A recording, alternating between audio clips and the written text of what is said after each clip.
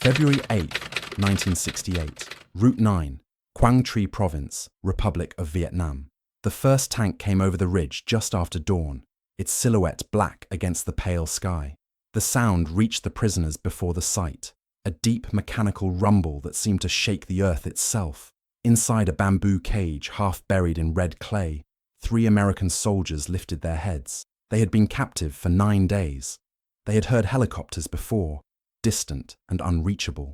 They had heard artillery, always too far away.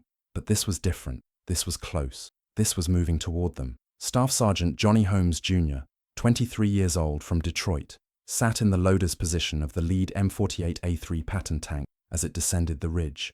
The morning air was already thick with humidity. Through the open hatch, he could see the village ahead, silent, half hidden by morning mist, surrounded by dense jungle. The radio crackled. Captain Robert Mitchell's voice, calm and deliberate. "All Bravo elements, weapons tight until contact. We've got friendlies in the area." Friendlies. That was the word they'd been given in the briefing an hour earlier. American POWs, somewhere near the village of Lang Vei. Intelligence was thin. The North Vietnamese army had been moving prisoners north along the Ho Chi Minh Trail, but recent reports suggested a temporary holding site in this sector. The mission was simple in concept, dangerous in execution: locate, suppress resistance, and extract. Holmes had joined the Marine Corps in 1965, straight out of high school. He'd been assigned to the 3rd Tank Battalion, one of the few all-tank units in Vietnam. Most Marines in country were infantry. Tankers were rare. Black tankers were rarer still, though the Corps had integrated years before. Holmes didn't think much about it, at least not until they rolled into villages and saw the faces of the people watching them. Surprise, confusion, sometimes fear, not because of the tank, because of him. The Patton's engine roared as it pushed forward, 52 tons of steel and firepower moving at 12 miles per hour. Inside, the temperature was climbing past 90 degrees. The gunner, Corporal Terry Washington from Georgia, sat hunched over his sight, tracking the tree line. The commander, Sergeant First Class Raymond King from Alabama, stood in the cupola with binoculars, scanning for movement. They were a crew. They'd been together for 6 months. They trusted each other. At 7:15 in the morning, the shooting started. The first burst of automatic fire came from a concealed bunker 200 meters ahead. AK-47 rounds cracked against the Patton's frontal armor, sparking but not penetrating. Holmes didn't flinch. He'd been under fire before. He yanked a high-explosive shell from the ready rack and slammed it into the breech of the 90mm main gun. Washington laid the crosshairs on the muzzle flap. King's voice, steady. "Fire!" The gun roared. The shell hit the bunker dead center, blowing apart logs and sandbags in a cloud of smoke and dirt. The return fire stopped instantly. "All tanks, advance online," Captain Mitchell ordered over the radio. 5 Pattons rolled forward in formation, their Browning .50 caliber machine guns hammering the tree line. The sound was overwhelming, a sustained, mechanical thunder that drowned out everything else. Behind the tanks, Marine riflemen from 2nd Battalion, 3rd Marines, dismounted from their M113 armored personnel carriers and moved forward in fire teams, weapons up, clearing the outer structures of the village. The North Vietnamese fought back. Small arms fire erupted from multiple positions. An RPG, rocket-propelled grenade, screamed past the 2nd tank, missing by meters and detonating harmlessly in the dirt. The Pattons returned fire methodically, each shot deliberate, each target identified and engaged. This was combined arms at its most effective, armor providing direct fire support, while infantry maneuvered and cleared. By 7:40, the Marines had pushed into the village perimeter. Resistance was stiffening. The NVA were well entrenched, their bunkers reinforced with logs and earth, nearly invisible until you were on top of them, but they were also outnumbered and outgunned. The Pattons were methodically dismantling their defensive positions. Then, at 7:52, a Marine corporal from 2nd Platoon spotted the cages. They were partially concealed behind a row of huts, half buried to reduce their visibility from the air. Bamboo frames lashed together with wire, roofs of woven palm fronds. The corporal radioed it in immediately. Captain Mitchell ordered a ceasefire in that sector and directed 2 tanks to provide overwatch while infantry moved in to investigate. Holmes's tank was one of them. As the Patton rolled closer, Holmes could see figures inside the cages, emaciated, filthy, barely moving. 3 men, Americans. Their uniforms were torn and stained. Their faces were gaunt. One of them was staring directly at the tank, eyes wide, as if he couldn't believe what he was seeing. King climbed down from the commander's cupola and moved forward with a fire team. Holmes stayed at his post, scanning for threats. Washington kept the main gun trained on a suspected bunker 50 meters east. The jungle was quiet now, but that didn't mean it was safe. The Marines reached the cages. One of the prisoners, an Army specialist, later identified as Dennis Caldwell from Ohio, gripped the bamboo bars and spoke, his voice hoarse. "Are you real?" The Marine cutting the wire looked up. "Yeah, we're real. You're going home." But Caldwell wasn't looking at the Marine. He was looking past him, at the tank, at Holmes, visible in the loader's hatch, at King, standing beside the hull, at Washington, who had climbed out to help with security. 3 black men, in a tank, in the middle of a firefight. Caldwell's expression shifted. Shock, disbelief, something close to awe. "I didn't think," he began, then stopped. He shook his head. "I didn't think you'd send tanks. I didn't think you'd send—" He didn't finish the sentence. He didn't have to. The other 2 prisoners were in worse shape. One, Corporal James Rivera, a helicopter door gunner shot down during a medevac mission, could barely stand. The other, Private First Class Eugene Harris, had a poorly treated leg wound, infected and swollen. The Marines carried them toward the M113s, while Holmes and the other tankers maintained overwatch. It wasn't until later, after the extraction, after the prisoners had been loaded onto helicopters and flown to the field hospital at Zhongha, that Holmes learned the full story. The 3 Americans had been captured separately over a 2-week period. They'd been held in different locations before being consolidated at Lang Vei. During their captivity, they'd been paraded in front of local villagers. NVA propaganda intended to demonstrate American weakness, to show that the imperialists could be defeated. But the propaganda had a second layer, one the North Vietnamese hadn't anticipated. The prisoners were white. Their captors made a point of that. They told the villagers and the prisoners that black soldiers didn't fight, that they were servants, laborers, support troops. The NVA cadres had studied American society. They knew about segregation, about the civil rights struggles, about the inequalities that still plagued the United States, even in 1968. They used it. They weaponized it. So when the Pattons rolled into Lang Vei, when the turret hatches opened and black faces appeared, it shattered the narrative completely. Caldwell would later tell a reporter from Stars and Stripes what went through his mind in that moment. "I'd been told a lot of things in that cage," he said, "about America, about who fights and who doesn't, about who's valued and who's expendable. And then I see these guys, black guys, in tanks, running the show, saving our lives. It made me realize how much of what I'd been told was a lie. All of it, every word." The North Vietnamese guards had fled before the Marines arrived, melting into the jungle as the tanks approached. But some of the local villagers remained, watching from a distance. Several of them would later be interviewed by Army intelligence officers. One woman, a farmer's wife, described the scene through an interpreter. "We were told the black soldiers were not warriors, but when the tanks came, the men inside were black. They fought. They won. We did not understand." For Holmes and his crew, it was just another mission. They didn't see themselves as making a political statement. They were Marines. They had a job to do. But the impact of their presence, what it meant to the prisoners, what it meant to the Vietnamese civilians, what it meant in the broader context of 1968 America, was undeniable. The irony wasn't lost on Holmes. Back home, Detroit was still recovering from the riots of 1967. The civil rights movement was reaching its peak. Martin Luther King Jr.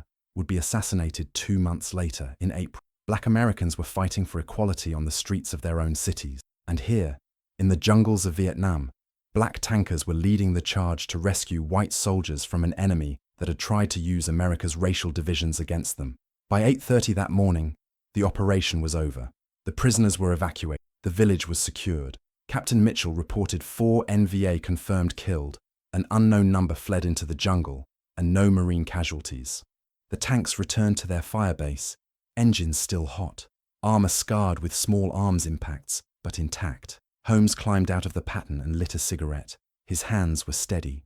King stood beside him, silent. Washington was already checking the main gun, running a bore brush through the tube. Routine, professional. They didn't talk about what had just happened. Not the combat, not the rescue, not the look on Caldwell's face, but they all felt it. The war would go on for 7 more years. The 3rd Tank Battalion would see heavy action at Khe Sanh, at Hue, at countless nameless villages along the demilitarized zone. Holmes, King, and Washington would all rotate home eventually, carrying with them the weight of what they'd done and what they'd seen.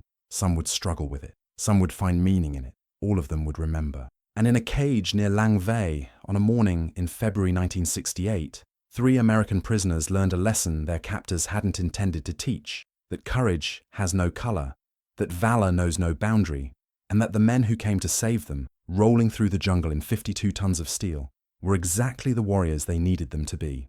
The tanks disappeared over the ridge, heading back to base. The sound faded slowly, swallowed by the jungle. But the impact of their arrival, on the prisoners, on the villagers, on the narrative of the war itself, would echo far longer.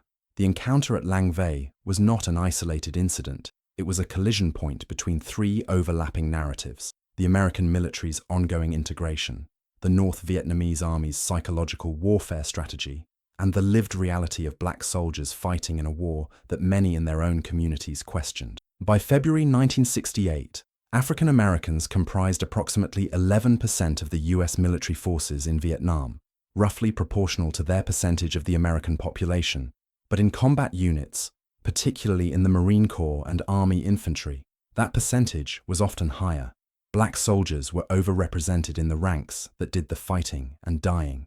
The reasons were complex: economic necessity, limited educational opportunities, draft policies that favored college deferments, privileges disproportionately available to white Americans. The 3rd Tank Battalion was an exception in several ways. Tank crews required technical training, mechanical aptitude, and a level of cohesion that took months to develop. Unlike infantry platoons, which could absorb replacements relatively easily, a tank crew was a sealed unit, 4 or 5 men living, fighting, and surviving together in a steel box barely larger than a closet.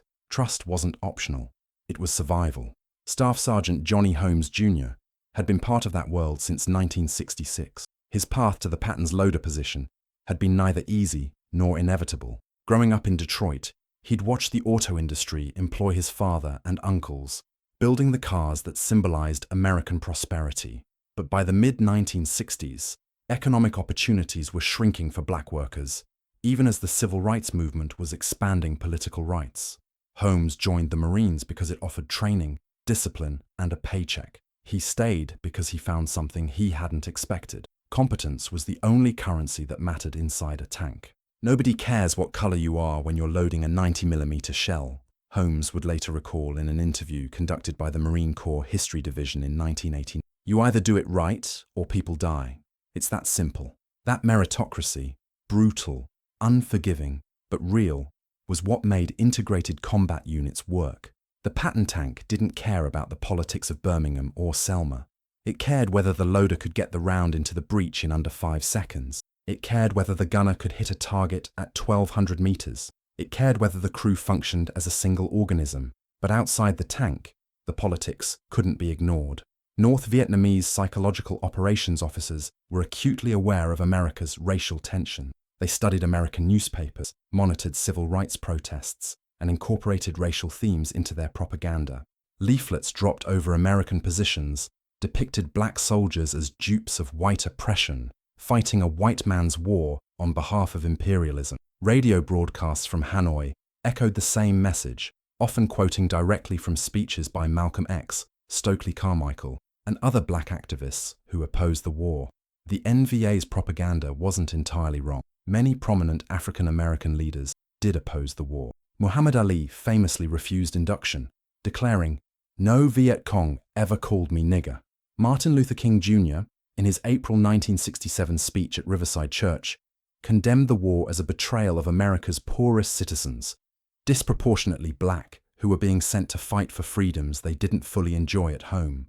The North Vietnamese sought to exploit this contradiction at every opportunity. Captured black soldiers were sometimes separated from white prisoners and subjected to different treatment, not better, but different. They were lectured about racial solidarity, told they had more in common with the Vietnamese fighting colonialism than with the white Americans commanding them. Some prisoners were forced to make propaganda recordings.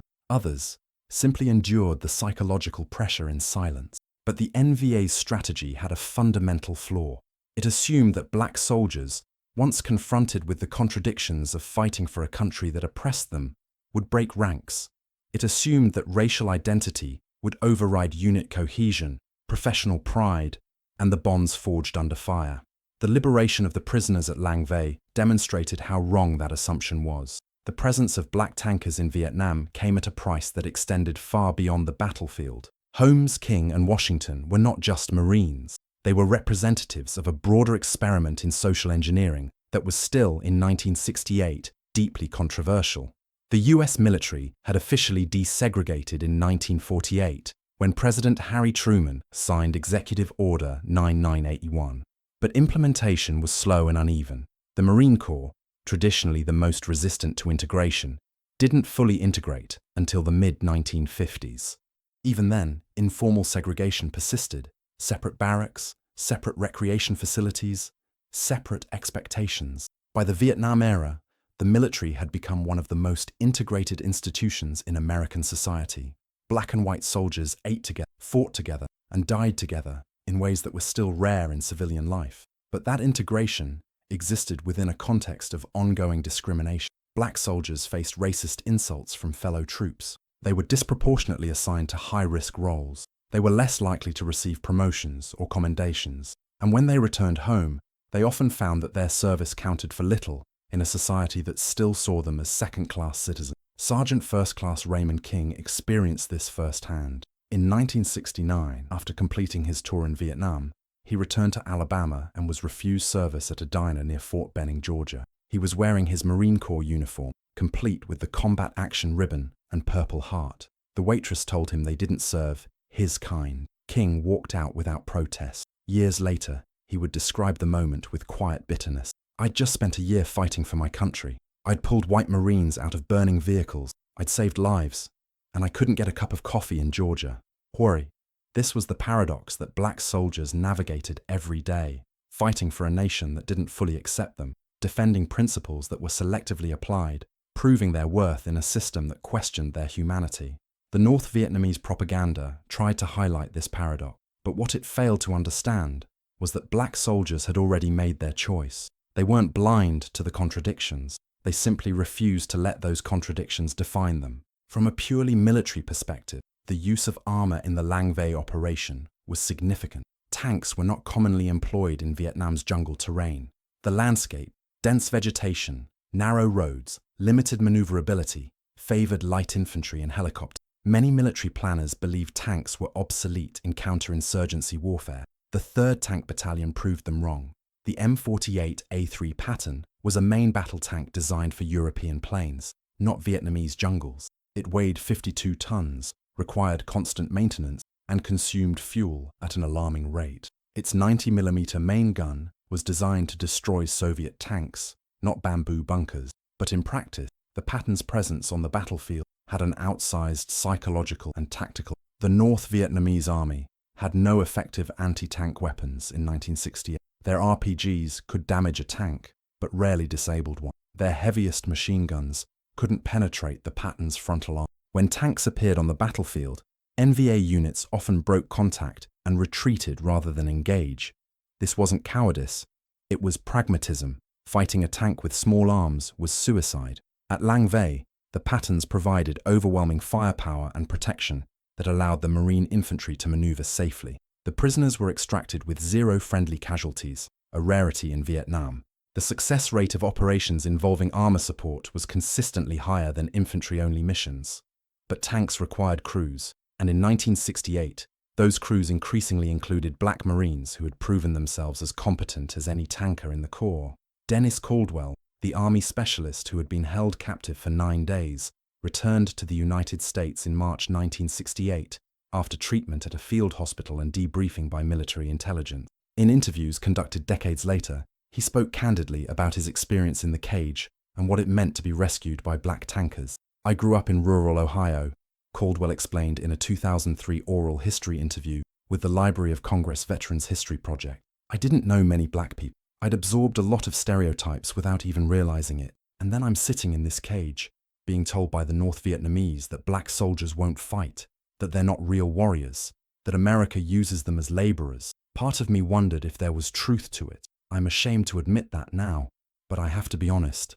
Then the tanks came, and the guys in those tanks, Holmes, King, Washington, they were professionals. They were calm under fire. They coordinated the whole extraction. They saved my life. And I realized that everything I'd been told, everything I'd half believed was garbage. These men were warriors, period. Caldwell's testimony is significant because it reflects a broader shift that occurred among many American soldiers in Vietnam. The integrated nature of combat units forced white soldiers to confront their own prejudices in ways that civilian life did not. When your life depends on the man next to you, his skin color becomes irrelevant. When a black tanker is the reason you're still breathing, previous assumptions about racial hierarchy collapse. This wasn't universal. Racism persisted in Vietnam, sometimes violently. Race riots occurred at military bases. The Confederate flag was flown by some white soldiers, provoking conflict with black troops. Tensions simmered beneath the surface of unit cohesion. But in frontline combat units, especially in tanks, where the crew's survival depended on absolute trust, racial barriers broke down faster than anywhere else in American society. If you found this story compelling, if it's given you a new perspective on courage, sacrifice, and the complexities of history, please take a moment to like this video and subscribe to the channel. These stories matter. They deserve to be told, and they deserve to be remembered. Your support helps us continue bringing you in-depth, well-researched historical narratives that go beyond the headlines. Thank you. The operation at Lang Vei was a tactical success, but its historical significance extends beyond the immediate military outcome. It represented a moment when three narratives collided: the North Vietnamese attempt to exploit American racial divisions, the reality of integrated military units functioning effectively under combat conditions, and the personal reckonings of individuals, both rescuers and rescued, with the contradictions of race and service. For the North Vietnamese, the encounter was a propaganda failure. Their narrative about black soldiers being unwilling or unable to fight was disproven in the most direct way possible. The villagers who witnessed the event, the prisoners who were rescued, and the NVA soldiers who fled before the advancing tanks all saw the same thing: black Marines executing a professional military operation with competence and courage. For the American military, Lang Vei was another data point in the ongoing experiment of integration. By 1968, the evidence was overwhelming. Integrated units performed as well as or better than segregated ones. Racial diversity, when combined with rigorous training and shared purpose, was a strength rather than a weakness. This lesson would shape military policy for decades to come, making the US Armed Forces one of the most successfully integrated institutions in American society. For the individual soldiers involved, the operation's meaning was more personal and complex. Holmes, King, and Washington didn't see themselves as civil rights pioneers. They were tankers doing their jobs, but they were also aware, painfully, constantly aware, that their competence was being judged not just as individuals, but as representatives of their race. Every successful mission was a refutation of racist assumptions. Every mistake was seized upon as evidence of inferiority. The burden of that dual consciousness, being both a Marine and a black Marine, was exhausting. We knew people were watching, Holmes later reflected, not just our officers or the other Marines, but everyone. We had to be better. We couldn't afford to make mistakes, because we weren't just proving ourselves. We were proving that black men could do this job. That weight never left us. The story of Holmes and his crew was replicated, with variations, across thousands of units and hundreds of thousands of soldiers during the Vietnam War. Black Americans served with distinction in every branch of the military, in every role from infantry to aviation to intelligence. They earned medals of honor, silver stars, bronze stars, and purple hearts in numbers that reflected their courage and sacrifice. But they also bore a disproportionate burden. In the early years of the war, black soldiers comprised approximately 23% of combat deaths, despite being only 11% of the military. This disparity sparked outrage among civil rights leaders and fueled opposition to the war within black communities. The perception, accurate or not, was that black lives were being spent more freely than white lives, that the integration of the military had created a new form of exploitation. By 1970, the military had begun to address these disparities, implementing policies to ensure more equitable distribution of risk. But the damage to trust was already done. Many black soldiers returned from Vietnam, alienated from both the military that had sent them to war and the society that had failed to fully recognize their service. The Lang Vei operation, in this context, was both typical and exceptional. Typical because black soldiers routinely performed with courage and competence in Vietnam.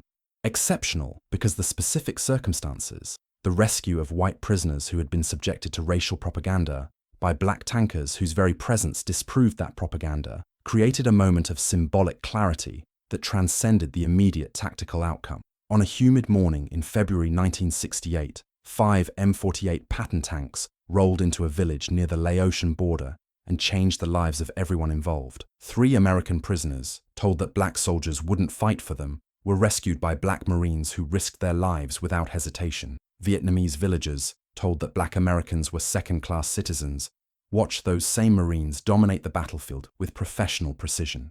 North Vietnamese propagandists, confident that America's racial divisions could be weaponized, learned that combat loyalty runs deeper than ideology. The men who crewed those tanks didn't see themselves as heroes or symbols. They were professionals executing a mission, but history has a way of assigning meaning to moments that the participants themselves might not have recognized at the time. Staff Sergeant Johnnie Holmes Jr. returned to Detroit in 1969. He worked as a mechanic, raised a family, and rarely spoke about his service until decades later. Sergeant First Class Raymond King stayed in the Marine Corps for 20 years, retiring as a master sergeant. Corporal Terry Washington left the military in 1970 and became a school teacher in Atlanta. All 3 men carried the weight of what they'd done, what they'd witnessed, and what it had cost them. Dennis Caldwell, the prisoner who locked eyes with Holmes through the hatch of that Patton tank, spent the rest of his life trying to articulate what that moment had meant to him. In his final interview before his death in 2018, he said simply, "Those men didn't just save my life. They changed how I saw the world. They taught me that courage doesn't ask for permission, and it doesn't care about the color of your skin. It just shows up when it's needed most." The war would continue for 7 more years after Lang Vei. More tanks would roll through more villages. More prisoners would be rescued or lost. More young men, black, white, Hispanic, Asian American, would fight and die in jungles and rice paddies far from home. The contradictions that Holmes and his crew navigated every day would persist long after the last American helicopter lifted off from the embassy roof in Saigon. But on that February morning, in a small village most Americans would never hear about, something shifted. 3 prisoners learned that the men who came to save them were exactly who they needed them to be. 5 tankers proved once again that competence and courage transcend every artificial boundary society tries to impose. And history recorded, in one small but significant moment, that integration wasn't just a policy, it was a lived reality, forged in fire and steel. The jungle fell silent as the Pattons disappeared over the ridge. But the echo of their arrival, the rumble of diesel engines, the crack of main guns, the sight of black Marines standing tall in the commander's cupola, would resonate far longer than anyone could have imagined. That is the legacy of Lang Vei. Not just a successful rescue operation, but a moment when the distance between what America claimed to be and what it actually was narrowed, if only slightly, in the crucible of combat. Thank you for watching. These stories of courage, complexity, and human dignity deserve to be remembered and shared. If this narrative moved you, challenged you, or taught you something new, please consider sharing it with others. History isn't just about dates and battle, it's about people, choices, and the moments that define who we are. Until next time, remember the lessons of those who served and honor their sacrifice by seeking truth in every story we tell.